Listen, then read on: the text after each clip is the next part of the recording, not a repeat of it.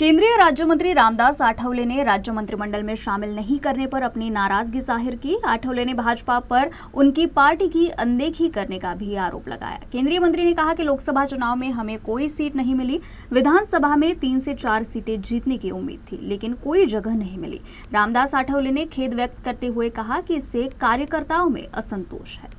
नाही, भूमिका ठोस आमची आहेच। आता एक तर आम्ही नरेंद्र मोदींच्या विकासाच्या दिशेनं पुढे जाण्यासाठी आम्ही त्यांच्यासोबत आहोत आणि महाराष्ट्रामध्ये नक्कीच आमच्यावर लोकसभेमध्ये विधानसभेमध्ये अन्याय झालेला आहे। 2 वेळेला MLC ची यादी अनाउन्स करण्यात आली, तिथं RPIला संधी मिळाली नाही आणि विधानसभेला एक 4-5 तरी जागा मिळाव्यात अशी मागणी आमची होती, पण आम्हाला एकही जागा दिली नाही।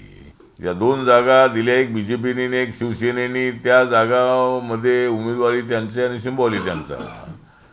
त्यामुळे आणि मागच्या निवडणुकीमध्ये 5 जागा RPIला दिल्या, त्यावेळेला उमेदवारी त्यांची आणि सिंबॉली त्यांचा।